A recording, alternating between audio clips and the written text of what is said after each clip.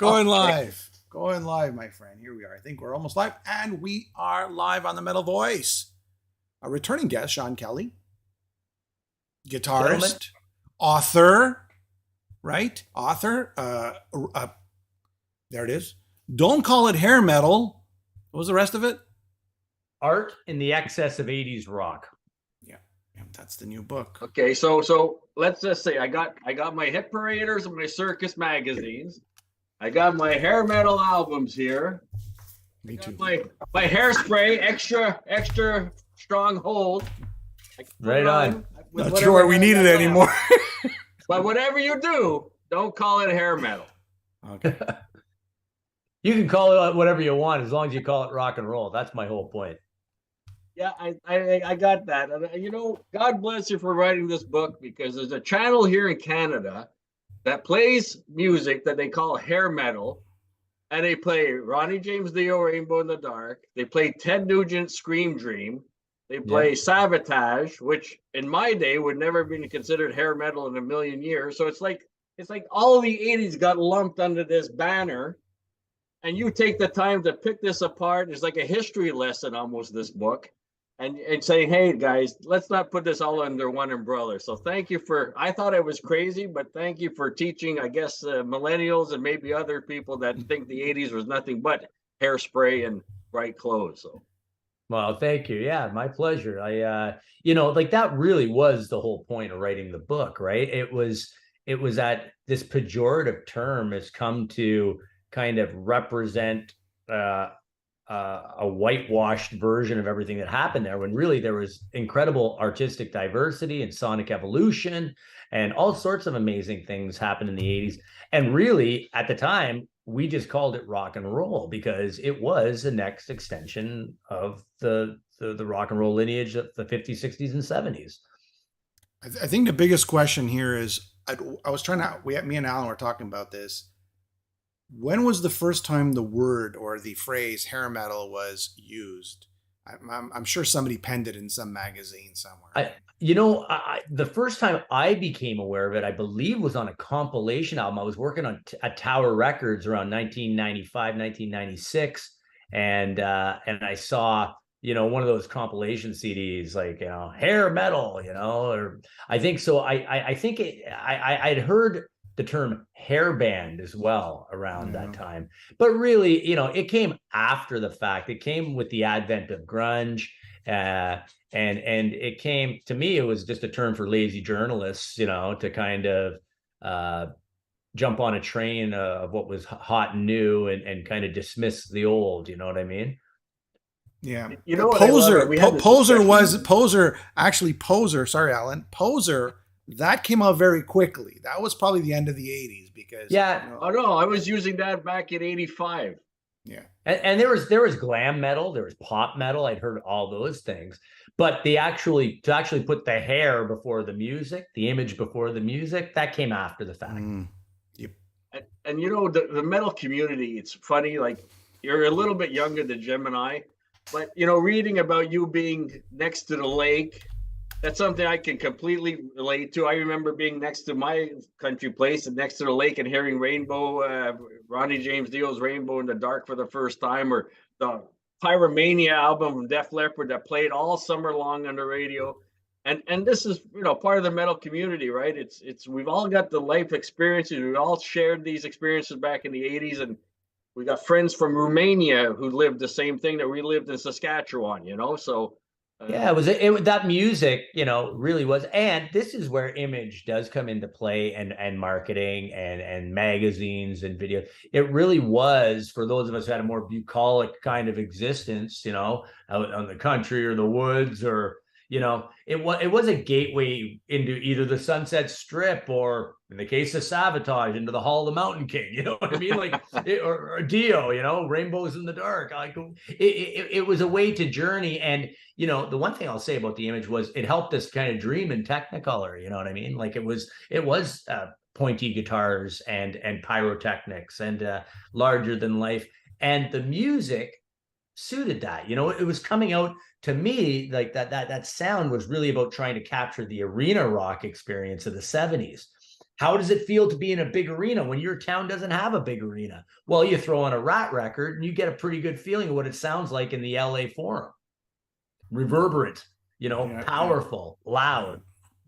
It's interesting how technology was the wave. So you had MTV and demographics too. So all us guys were kind of like, teenagers, right? Yeah. Then you had MTV, the technology of MTV, and music videos, and then this whole new genre that was emerging. And suddenly we're not only using our ears anymore, now we're using our eyes, like Alan was saying, or you were saying.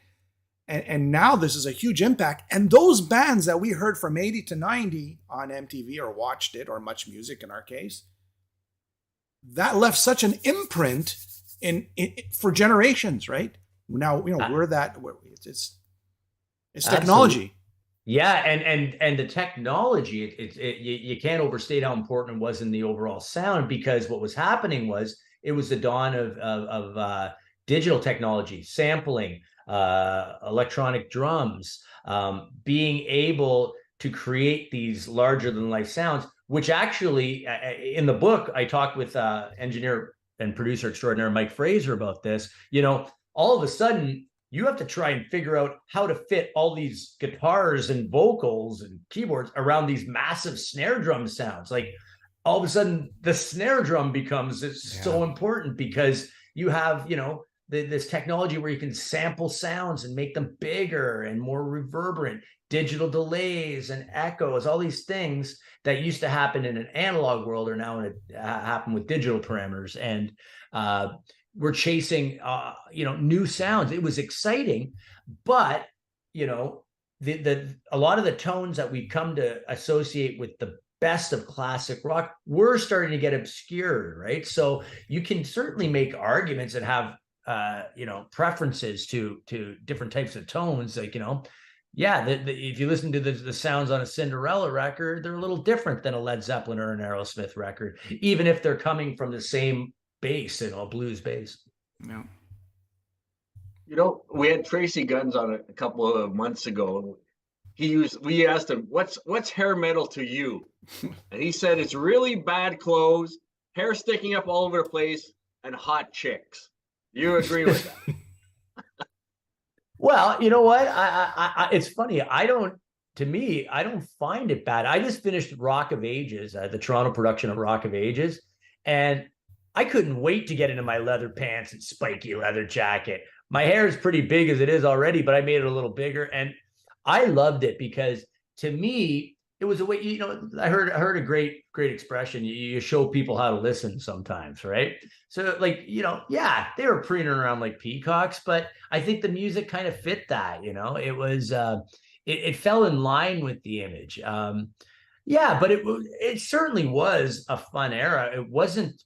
We didn't have many Bob Dylans coming out in the 80s. It wasn't necessarily the height of lyrical aspiration, but it was fun, and it did speak to, listen, Tutti Frutti O Rudy, a wop bopalooba, a wop bamboo. I mean, that's not exactly Shakespeare either, right? But it gets the point across.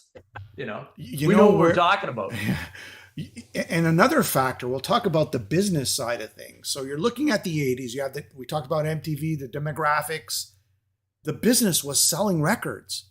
This is like the peak of album sales. And with album sales, if the Def Leppard comes out, they break it big. Oh, wait a second, we need 10 other little clone Def Leppards out there. So now we've saturated the market with a bunch of 2-tiers and 3-tier Def Leppards. So at that point, I guess, saturate. It's just like any business model, right? Something's successful, it gets cloned and it gets saturated. You want to talk about that?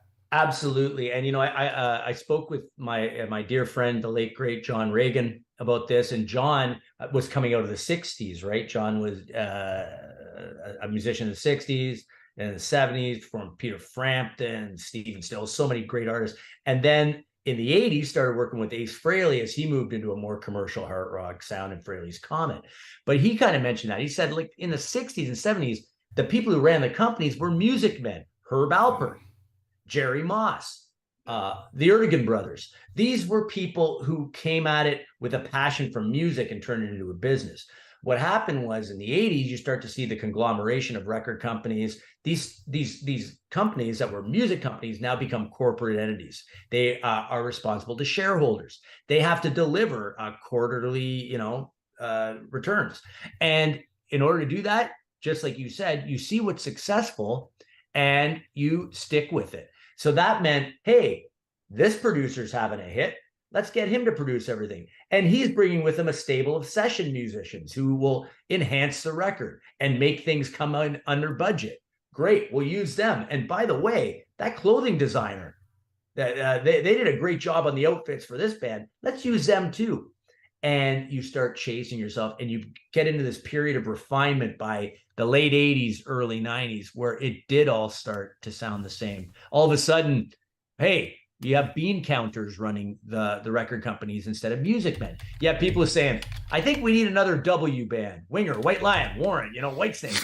If we just had a W band, is anyone, can we find a W? There's not enough W's in when we're looking through. We need a W right there.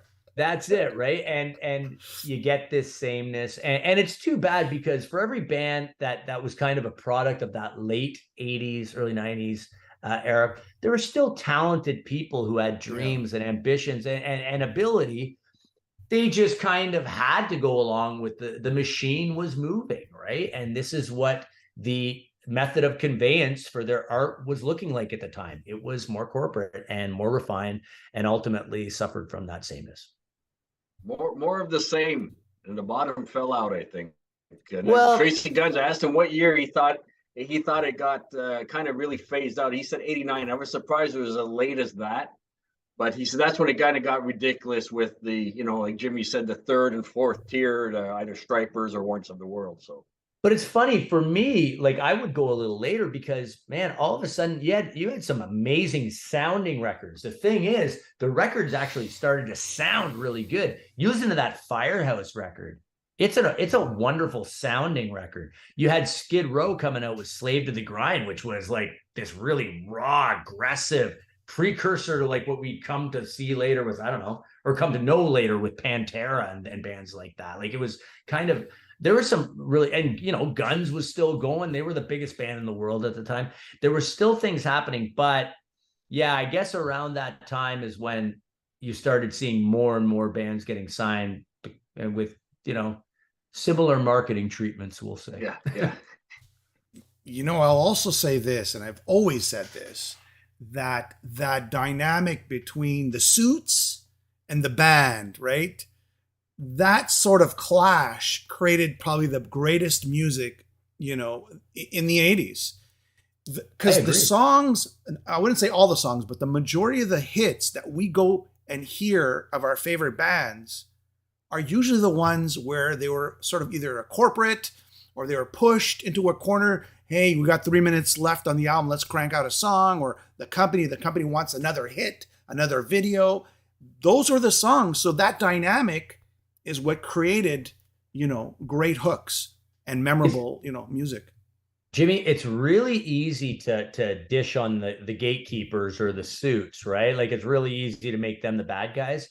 But listen, there would be no, or arguably, there would be no American pop metal resurgence in 1983 if it weren't for Spencer Proffer, the producer, having a concept of participatory rock and saying, I know if I can find a band to sing this old Slade song, I can take this to the people. And he had the idea of doing this blown up version of that song. That comes from The Suit, right?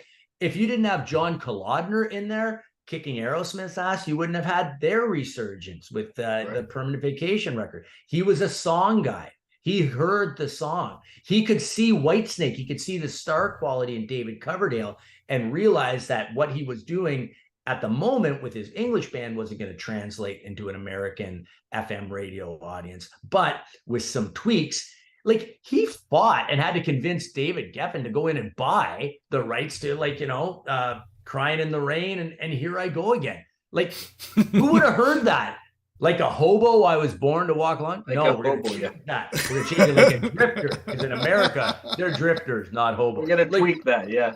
Like, but those tweaks are pretty fascinating, right? So, and these were people outside of the musician. Listen, I'm a musician too. When I work with a producer, I might not agree in the moment. I'm creating something, I'm feeling something, but you have to trust sometimes these outside people just have an ear, they have a gift, and they understand what you're ultimately trying to do to further your ability to make more art, right? And the follow-up to that, that's the failure of people say, well, where are the hits today? Where are the big songs? It's, let me just, that was a good segue, wasn't it? He got the phone call. It's my sister. I'll just close You're it. getting asked where the hit is. I think it was John Kolodner calling. John Kolodner's online. The big hits, were a result. Well, sorry, now I lost my train of thought. Well, damn my sister. You had these guys like Kolodner would not release an album until he had the four songs. That they told Aerosmith, I need 4 out of you guys when it came to Pump. Or so I think that's where your point, where you're going with that. No. My point was that these big songs, like today's failure, is sort of the artists have become so isolated that they're not listening to anyone else. They're doing whatever they want. Therefore, that what you were describing, Sean, was that outside ear, that third party is not who used to sort of push them into this more of a larger picture. They're not getting that anymore. Bands have become so isolated, they're just playing what they want, and that doesn't usually translate into those big hits and those big songs. Do you follow what I'm saying? I'm saying that. Yeah, we got it. Okay, all right, good. Well, what it just took me 10 minutes to rethink what else I was saying. What did Steven Tyler say? It's like, this guy would come in and kill my children, like my songs, my art, right? But he had a job to do, right? And that's my point. And that's today's failure. That's what I'm trying to say. That's today's failure, is not being able to listen to somebody else help you make that big hook or that big melody. Well, it's funny. Like, I don't know. It's either not being able to listen, or there's just too many people in a room. Like all of a sudden there's 14 people writing a song these days on a pop song. I mean, today it's so weird the way that information is disseminated and consumed. Like, I mean, I don't even know if that model could ever work again. I will say this though. I do miss the idea of the focused efforts of a team of people, marketing, radio promotion, and artists all working together, because there were so many talents beyond the talent that was recording the record, making the music, that went into bringing these things to market. The creativity. I was just looking at, I play with Coney Hatch. I was looking at an article that talked about the artwork of that first Coney Hatch record. Spring it. It's brilliant. It's brilliant. Yeah, Outer Hand I could have done without, but the first one, and even Friction, is quite good. The color scheme on Outer Hand, you give us like a history lesson, and again, you say, hey, it was all rock and roll. This is natural progression of what happened in the 80s. But when you think of the term hair metal, for me, it's a West Coast thing. It's a Sunset Strip thing. Started with probably Shout at the Devil with Motley Crue, and everybody wanted to get that kind of look with the hair and everything. But I mean, you take the time to go and talk about other groups in other parts of the country, including a few bands. What you mentioned Kick Axe and Helix here in Canada. So it's a well-rounded book, and hats off for doing that. Thank you very much. So I guess we have to say that it's a chronological buildup, right? It starts in the 60s, I guess. Well, 60s all the way through to the end of the 80s, correct? Yeah, I kind of do a really basic overview of rock and roll and distorted guitars, and kind of really where the meat of it comes in is the kind of 78 through to like 91, where that's where I kind of deep dive, and I do take a look at some of the the New York Dolls, the Aerosmiths, the Kisses, all those bands that kind of inspired the bands of the 80s to do what they did. And I mean, as I'm reading the book, it's like, oh, he mentioned that one. He mentioned that one. He's got Blue Murder. I can't even think of a band that you did not mention throughout the book. Maybe Junkyard, maybe it's in there. Maybe I missed it, but maybe it's Fox. so many bands from that era. I got Brittany Fox in there, I think. Oh, you do? Okay, you sure? But you know who I did? You know who I didn't mention? Ooh. That I've been obsessed with? Dirty Looks. I've been listening to Dirty Looks, and a band that we played with on the Monsters of Rock cruise, Disney After Dark, DAD. I was like, these guys are brilliant. I remember seeing the record, but for some reason, you know, I had a fixed budget as a kid, right? Like you can't buy everything. And those bands weren't making on the radio, but man, brilliant bands. Like, I mean, I'd love to go back if there's a revision, you know, or a second edition. I'd love to go back and add a few more. Okay, let's go back to the Hit Paraders here. Let's go travel in time a bit. September 1983. All right. To me, it was Def Leppard versus Iron Maiden, these new wave of British heavy metal titans, and that's what the big story was. Look at this. You had the blueprint of Bon Jovi, which is Aldo Nova from Montreal, right? Yeah. You have Def Leppard, who, in my opinion, were the catalyst for all the metal, the mainstream big sound, big reverb, that snare drum you're talking about. I don't even think on Pyromania Rick Allen actually played on it. I mean, he might have crashed a couple of cymbals, but overall Mutt Lange drove them up the wall. So he drove them so much up the wall that Pete Willis quit, and everybody was an alcoholic after that session. I mean, thoughts on Def Leppard being the catalyst to it all? 1983. I think they're a big catalyst, but I think you have to. I dug a little deeper on that in the book, and really because Mutt's coming out of, you know, Foreigner, right? All of a sudden, he's working with Foreigner on Foreigner 4. And Foreigner, talking to Mike Fraser, I found out that Loverboy and Foreigner were kind of chasing each other. They were chasing each other for the sound. And I think that the Loverboys and the Foreigners are really the first kind of radio presence of what would come to be known as commercial 80s hard rock, or hair metal, if you want to use that term. Or arena rock, right? Arena rock. And I don't, by the way, people think I'm mortally offended by the term hair metal. I actually don't care what you call it. You got to put the yogurt in the grocery store somewhere. I don't care what you classify it as. I'm just saying that it's actually rock and roll and the term's stupid. But anyway, I digress. But yeah, so I think it does. And then I think what you have is Def Leppard taking that British, you know, the influences from new wave of British heavy metal, but more so even from the Thin Lizzies and maybe the Judas Priest, the twin guitar attack. They're kind of marrying it to this rounded off, nicely compressed, radio-friendly sound with burgeoning technology, and most importantly, the ears and talent of Mutt Lange as a producer. Because what Mutt's genius is as a producer is he hears the song, but he also insists on the talents of the band being focused. He knows what the band can do. He inserts himself in, but he makes the band contribute. The band has to do the performances. He's going to pull it out of you. It takes time, but he has this boundless enthusiasm to be able to spend 9 months, but still listen like a 16-year-old kid while also being a musical genius. I mean, that's a pretty great combination for a producer. Yeah, I mean, just his discography that he's produced. I mean, you know, Back in Black and Highway to Hell and Horn. Ready for the next one? Ready for 1984? Hit it. Eddie Van Halen or Randy Rhoads. That was always the competition, right? Even after he passed away, right? 2 years after, 1984. Yeah. So it was always the big thing, Eddie Van Halen or Randy Rhoads. Even when he was alive, that sort of, that big, what do you want to call it? What's the right word there? Rivalry was still there. There it is. So yeah. 1984. Who else was in this magazine? Oh, exclusive interviews with all these guys. Yeah, man. Beautiful. Beautiful.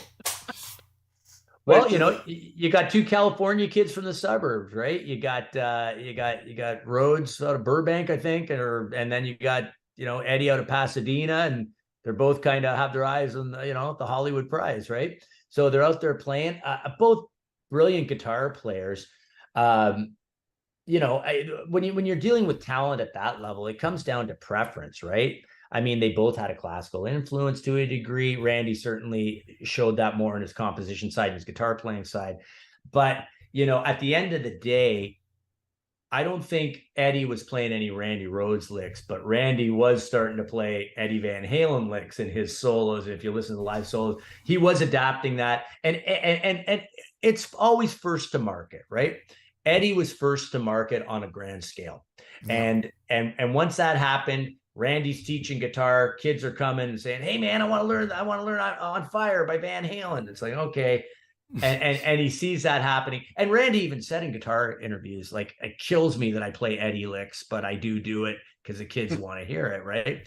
So, and I know they were competitive, but I'm sure there was a mutual respect there too, you know. But both had the hair, right? Both had the hair, Well, which would kind of transition to what Alan was saying. Everybody was lumped into hair metal. Well, you know, over time.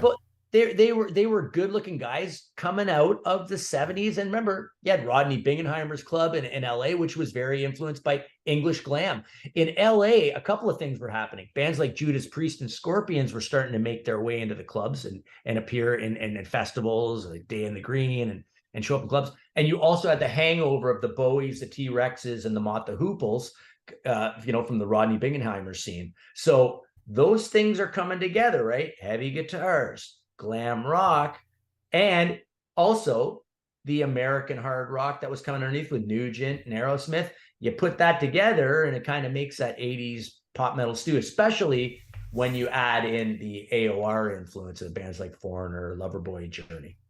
1984, might as well jump. There you go. That was another big one. That was another big moment where Move Over Getty, Here Comes Eddie on keyboards. Yeah. Right? Might as well jump. That was massive. That was huge. That was a big thing. Yeah. Decades ago, I went to see the movie Grease in the theater with my parents, and they're watching Grease, and hey, we're gonna watch that again. I'm like, why are they enjoying this movie so much? Well, that was their childhood, right? Growing up in the 60s and the late 50s. So talk to me about Rock of Ages. That's our Grease as far as I'm concerned. That talks about our era and our songs. What do you see from the crowd when you perform that? Joy. It's just a pure joyful experience, and it's fun, and it's not, obviously we're not talking Shakespeare here, but really it's a wonderful narrative, funny, lighthearted, but the production that we had here in Toronto that More Entertainment put on, it was an arena rock spectacle. Like, we had the pyro, we had the lasers, we had the arena rig. Myself and the other guitar player, Gino Del Sole, every night we're like, he's from Sudbury, I'm from North Bay. It's like, man, we're a couple of kids from Ontario, but we're in Judas Priest tonight, we're up on top of the rig, doing our moves with our pointy guitars. It was absolutely incredible. And the quality of the acting and the dancing, like, I can't say enough. I love musical theater. My first experience was with Dee Snider and the Rock and Roll Christmas Tale, which we did in the same building, but we did that one in the theater upstairs. This one at the Winter Garden. This was in the Elgin. But incredible, man. And I think your analogy is perfect. It brings us back to that simpler time on the Sunset Strip, the Reagan era, right? Like, I mean, it was everything's possible. We're all making tons of dough, nothing but a good time. But you know what? Every party ends. Yeah, every party ends. That's for Heck, sure. even Edil was teasing his hair in 1985. It's Sure, always man. a mystery. Yeah, no There it mystery is. there. He was trying to sell some more records. We were all trying. I don't blame him. Loss, Motley Crue, Dokken, Ozzy. Wait, ZZ Top. What the hell are they doing in a music magazine like this? And Aerosmith, of course, hard rocking. But there's Rat. These guys were on top of the world. All these guys on this, Loss was big. Somewhere between Alice Cooper, Man. Kiss. Go ahead. It was the dominant music of the youth. It happened really, the US Festival in 83, that day, when Heavy Metal Day kind of overtook all the other days. That was the start of hard rock's commercial dominance, right? Really, if you need a moment, that moment to find it, where you have, Van Halen, who managed to transfer out of the 70s, and to me, they always ran on a parallel path. They were never followers or imitators. Van Halen was just Van Halen, being the conquering Vikings they always were. But they said, hey, it's okay to have keyboards in your music in 1984, right? You can be a hard rock band and you can have keyboards. So that's kind of like they started that little trend happening. Then Judas Priest started putting keyboards in their music, and Iron Maiden started putting keyboards. And radio wanted a little more keyboards and something a lot more softer to appeal to a larger audience. And the Suits were saying, we need sales. Look at the numbers. It's going to go up here. It was undeniable. I think, it's funny because Eddie faced a lot of contention there. Like Roth and Templeman didn't really want him doing too much keyboard stuff. They wanted him to be I shouldn't say Ted Templeman. I think Ted was more into it. It was but David Roth Roth, was like, no, man, you're a guitar hero. Enough of the keyboards. But Eddie had the impetus to do that so much he went and built his own studio, right? Like, it's pretty amazing.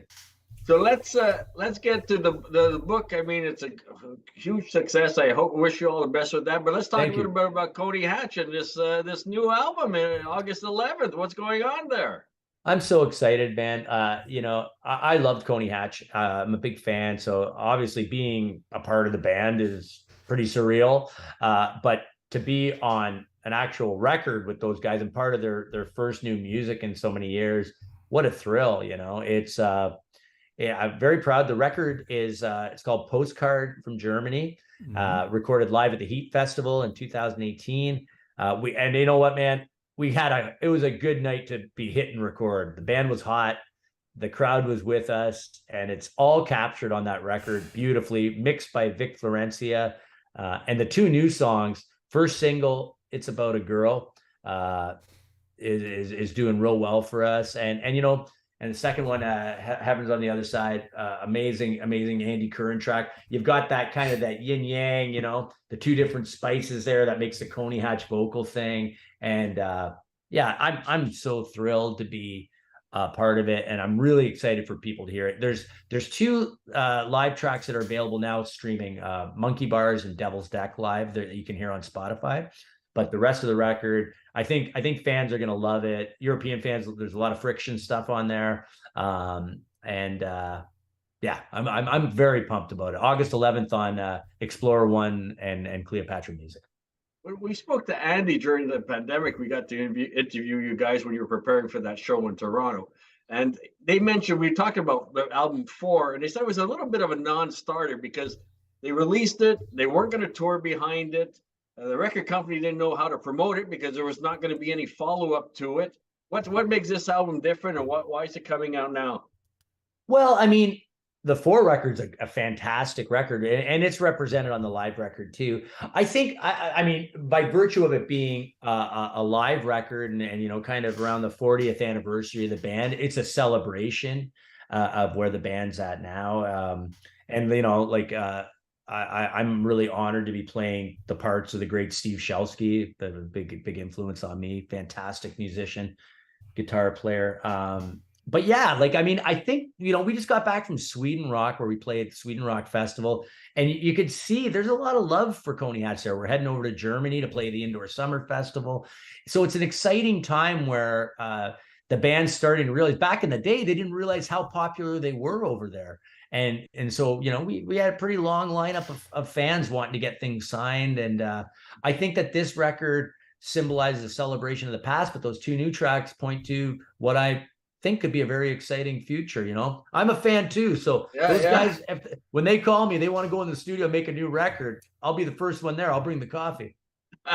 You're jumping from Lee Aaron to Coney Hatch to Lee Aaron to Coney Hatch to other projects that you're working on. Yeah, man. So you got more tour dates with Lee Aaron? Yeah, I'm heading out tomorrow morning, 4:30 in the morning. My car picks me up, take me to the airport, and I'll be in Vancouver tomorrow night playing in White Rock, BC. Wow. We just played Canada Day in Ottawa. We have a touring behind a new record called Elevate that came out. That's doing well for us. And once again, same thing. I mean, lightning struck twice for me. Like getting to play with Lee Aaron is, I'm coming up on 10 years now working with her. And I don't know if I'm supposed to say, but there might be something new in the works for next year. Maybe that's being you could worked say on. it. No one's listening. Who's listening? It's just me and a couple. I won't say any. let's just say that Lee Aaron is a constantly creative human being. All right. So what else A do you want to great say? interview as well. We love talking to Lee Aaron. Oh. She's just a great interview. So Yeah, I mean, she's, highly intelligent, personable, amazing woman. What can you say? There is something fun that I'm working on. Actually, I just got the first drum tracks back now. I'm actually going to do a new Crash Kelly record. You're the first guys I talked to about it. New Crash Kelly record. And it's actually going to be a companion to this. And I'm gonna have some fun with some tracks that I write about in the book, but I'm gonna do them in the Crash Kelly style. So it's a lot of fun and a joyful thing. Talking with a few labels about that right now. But at this day and age, I have a studio downstairs. I feel so lucky. I can just go down and create and have opportunities and friends in the business who offer to put things out for me and contact. Like it's a very fortunate time in my life right now where I'm getting to celebrate this music that meant so much to me. And I'm just people say, oh, sorry, go ahead. No, it's okay. You also did the soundtrack to the Randy Rhoads documentary, correct? I did. I scored, there was a movie that was supposed to come out and actually did come out in a very limited edition in 2000 and I want to say 2012, called Randy Rhoads: The Quiet Riot Years. Ron Sobel. And Ron had a beautiful coffee table book and the DVD, and I did score that entire thing. And they used a good portion of that in the new documentary that's come out. Not all of it. I'm not on all of it, but a good portion of it. So I had to renegotiate that, and that. The new documentary is great. I really love that first movie. It had a wonderful sense of continuity. We had Ron Sobel on, and we talked about it many times. And I have it somewhere back there. And a documentary. Really I'm very, very proud of it. So, but I'm a massive Randy Rhoads fan. I recorded a classical guitar album for opening day Universal many years ago, and I insisted on all these famous classical pieces that I get a chance to record D by Randy Rhoads. And they were like, why are we paying copy? Why are we paying publishing on that? I said, because Randy Rhoads inspired as many people to play classical guitar as any of these guys, and probably more. He was, a real acolyte for classical music. Is there anything else you want to say about your book? I guess final notes. Well, you know what? Yeah, don't call it hair metal, art in the excess of 80s rock. It's available everywhere you get books. I'm so thrilled to be with ECW Press, who've done an amazing job getting the book out there. It's out. People around the world are finding it easily. And what more can I ask for? A great team. I actually just got greenlit for a new book with them. So another book. Oh, great. Another one, yeah. This one's Call It Hair Metal. Yeah, I changed my mind. Call it hair metal. Forget about it. Call it hair metal. Yeah, I'm dedicating it to Mitch LaFon.